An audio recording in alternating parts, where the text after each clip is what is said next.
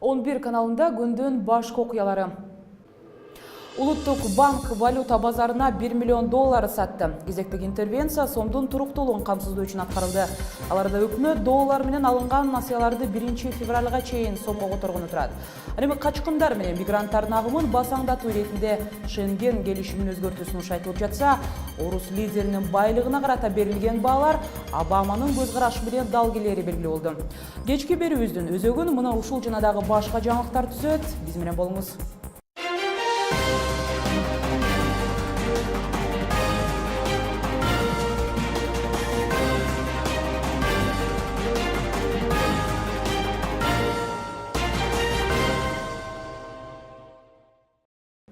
Алдағы мүнөттөрдө мына ушундай кабарлар күтөт. Аты жөнүм Айгерим Жаныкул кызы, саламатсыздарбы? Бишкектин Аламедин кичи районунда 5-кабаттан секирген 14 жаштагы кыздын абалы оор. Кечээ балдар ооруканасына түшкөн өспүрүмдүн баш мээсинен жаракат алганы, ошондой эле бели сынганы маалым болду. Маалыматтарга караганда, секелек кыз ата-энеси менен уруша кетип өмүрүнө кол салган. Милиция бул окуяны суицидке байланыштырганына ылайык тергөө иштери жүргүзүлбөйт. Валюта базарына сатылган 1 миллион 850 миң доллар сомдун туруктуулугуна карата жасалды. Улуттук банктын маалыматына караганда, жыл башынан бери 17 жолу интервенция аткарылып, баш аяк 64 миллиондон ашык доллар сатылган. Учурда доллардын куну өлкөдө 76 сомго бааланууда. Ал арада өкмөт 1 февралдан тарта доллар менен берилген ипотека боюнча насыяларды сомго которуу боюнча программаны ишке ашырганы турат. Учурда акыркы чечим кабыл алынып, тиешелүү токтомго премьер-министр кол коет. Ушундан соң гана коомчулукка кеңири түшүндүрүү иштери жүргүзүлөрү айтылууда. Европаны көздө агылып жаткан мигранттарга байланыштуу Шенген келишимдерин өзгөртүү сунушу көтөрүлдү. 26 мамлекеттин башын бириктирген бул виза туурасында талкуу Гаагадагы жыйында козголду. Бир катар Европа өлкөлөрүнүн лидерлери миграция катчылыгында ар бир өлкөнүн коопсуздугу үчүн визаны жөнгө салуу туура деп табышты. Америка администрациясынын расмий өкүлү Джош Эрнест Рейтер агенттигине берген маалыматында орус лидеринин байлыгына карата пикирлер президенттик администрациянын көз карашы менен дал келет. Буга чейин BBC телеканалы Путиндин коррупцияга аралашып жатканы туурасында атайын тасма тарткан болчу. Ошол учурда АКШ каржы министрлиги дагы тапкан кирешилерди эсептөө менен Россия президентинин жашыруун байлыктарына өз баасын берген эле. Расмий Москва болсо жөнү жок айтылган маалыматтарды ушак катары баалап, далилдерди келтирүүнү талап кылды. Иран президенти Хасан Роуханинин Европага болгон сапары уланууда. Учурда ал Франция лидери Франсуа Олланд менен бир катар келишимдер түздү.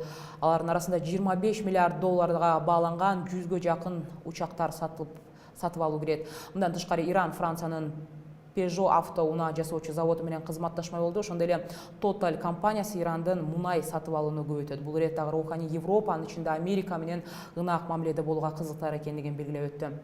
Ал эми коңшу Тажикстандын жараны 51 жаштагы Хасан Юсупов аттуу ишкер Үрүмчүдө баңгизатты мыйзам салып өткөн деген айып менен дарга асылды. Буга чейин ишкердин жакындары тажик бийлигине мындай өкүмдү ишке ашырбоого көмөктөшүүнү суранган болчу. Эске салсак, Кытай мамлекети баңгизат менен кармалган адамга катуу жаза колдонот. Учурда Кытай абактарында баш аягы Тажикстандын 20га жакын жараны камакта. Кайрадан Кыргызстандагы жаңылыктарга кайрылабыз. Турак жайды камсыздандыруу иштери боюнча 50 миллион сомго бааланган уюм мамлекеттик мүлк фондунун алдында түзүлмөй болду. Толук кандуу иштер февралдан башталары айтылат. Эгер мамлекет турак үйлөрдү камсыздаса, өрт, табигат кырсыгы өңдүү учурларда 500 миң сом төлөп берет. Учурда каладагы үй батирлерди камсыздоо үчүн жылына 1200 сом, ал эми айыл жергесинде 600 сомдон төлөнөт. Өкмөт турак жайды камсыздандыруу боюнча жарандар арасында түшүндүрүү иштерини күчөтүүнү тапшырды. Кыргыздар тууралуу маалымат топтоону мамлекеттик архив агенттиги улантууда. Казынадан бөлүнгөн 24,5 миллион сомдун негизинде учурда Москва жана Санкт-Петербургдагы архивтерден кыргыздар жөнүндө документтерди, ошондой эле маалыматтарды топтоо улантылууда. Кезектеги архив кызматкерлери сапары Түркия менен Кытайда болмокчу. Ошондой эле 10 жыл ичинде дүйнө жүзү боюнча улуттун тарыхы терең изилдениши керектиги планга коюлган. Берүүбүздүн кийинки бөлүгүндө баңгизат менен күрөшүү кандай деңгээлде? Сиздер 11 каналында бул жааттагы маегибизди көрө аласыз. Ошондой эле кыргыз спортчулары чет жерде ийгиликтерди жаратууда. Атактуу бир туугандар Шевченколордун кезектеги утушу туурасында сөз кылабыз. Баңгизат менен күрөшүү кызматынын маалыматына караганда өткөн жылы Баңгизатка байланыштуу 400гө жакын кылмыш иши катталган. Булардын негизинде жалпысынан 5 тонна баңгизаты катталган. Учурда 20дан ашык адам сот жоопкерчилигине тартылууда. Алардын арасында дагы 16га жакын кызматкерлер күч структураларында иштешет. Теманулай ушул баңгизаттар жана ага каршы күрөш туурасында кебизди коопсуздук жаатындагы серепчи Токон Мамытов менен уланткана турабыз. Токон мырза, куш келипсиз биздин студияга, саламатсызбы? Саламатсызбы. Айтсаңыз, негизи эле жыл сайын баңгизат менен күрөшкөн орган маалымат берет, баланча тонна баңгизаттын кармалганын, ошондой эле кылмыш иштерин козголгон туурасында. Негизи кандай деп ойлойсуз? Алардын аткарып жаткан иши канааттандырарлыкпы, өзүңүздүн берген бааңыз? Эми жалпы санын карасак, албетте бул баягы талапка жооп берчи сан көрсөтүлгөндө бир 3 тонна 5 тоннанын тегерегинде баңгизат алынган. Бирок бул жерде эки нерсеге көңүл бурушубуз керек. Биринчисинен бул жалпы кармалган баңгизаттын жана оор наркотиктер деген бар, анан жеңил наркотиктер бар. Оор наркотиктин ичине жана героин, опий, апиум, синтетикалык наркотиктер, кока наркотиги кирет. Жеңил наркотика жанагы марихуана деп коебуз, спайс деп коебуз. Мына ошолор жеңил наркотика кирет. Мына ошолорду бирин-биrini салыштырмалуу карасак, албетте жеңил наркотиктер көбүрөөк. Почти 90%тен ашыгы жеңил наркотик болуп туруп, бул жергиликтүү Кыргызстанда өскөн наркотиктер да бул. Скөл областында, Талас областында, Жалал Абад жергесинде, Чүй жергесинде оор наркотиктердин көрсөткүчү албетте кичине азыраак болуп турат. Кандай дейсиз, негизи Кыргызстан аркылуу сиз жакшы билесиз, дүйнөдөгү эң күчтүү баңги каналдар өтөт. Жылдан жылга бул көп өлчөмдөгү баңгизаттын дагы көбөйүп жатканы айтылууда. Ошол учурда ошол баңгизаты менен күрөшүп жаткан органдын алы жетип жатабы?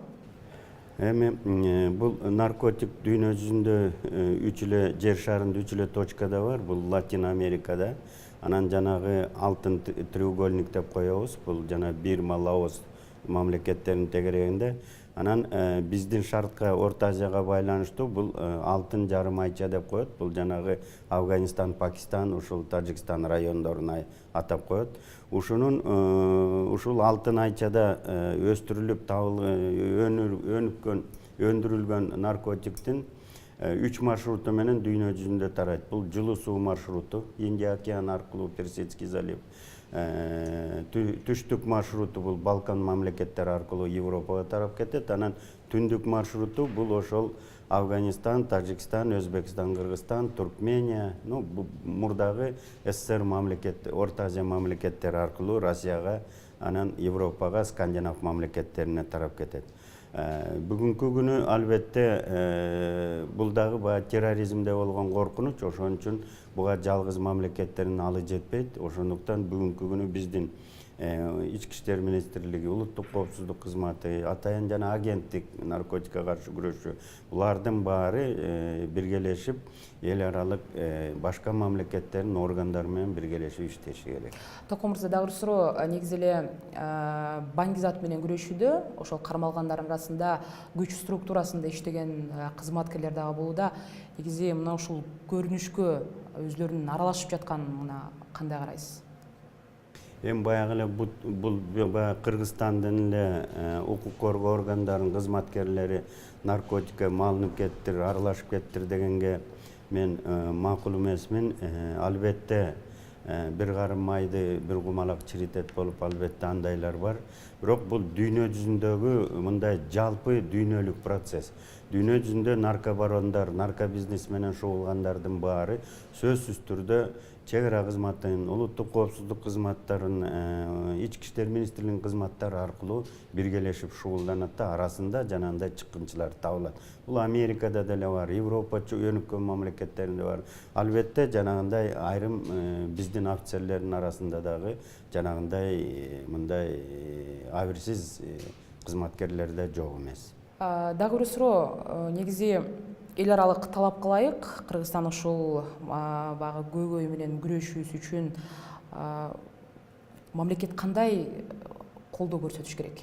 Ең бірінші біз бұларды баяғы тиешелүү деңгээлде каржы беришибиз керек да, каржылап беришибиз керек. Себеби азыр ушул күч структураларда ишти билген профессионал, жакшы адис балдар бар, сотрудниктер бар. Бирок алардын иштегенине дагы эле болсо баягы каржы жетишпей атат да.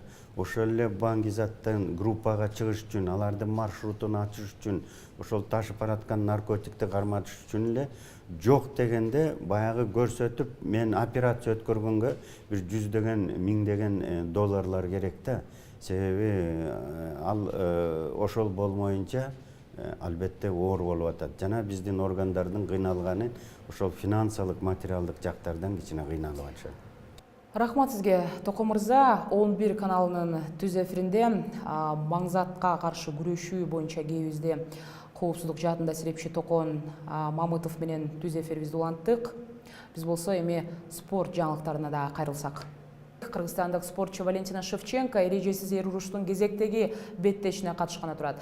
Тактап айтканда 5 мартта Акшада өтө турган мелдеште 62 кг салмактык бөлүктү анын атаандашы бразилиялык Аманда Нунез менен таймашат экен. Спортчулардын рейтингин түзгөн Шердок порталынын маалыматына караганда 62 кг салмактагы спортчу кыздардын катарында Нунез рейтингде 6-орунду ээлейт. Ал эми 12 беттеште жеңип чыгып бир ирет жеңилген Валентина Шевченко аталган рейтингде 7-орунда турат. Ал арада Валентинанын дагы бир тууганы Антонина Шевченко болсо дүйнөнүн 2 жолку чемпиону. Перуда ири телевизиондук мелдешке катышуу алдында турат. Мелдеш кикбоксинг боюнча өткөрүлүп, түрдүү континенттердин өкүлдөрү катышып жатат. Бүгүнкү күндө мына ушундай окуялар менен жыйынтыктайбыз. Саламатта калыңыздар.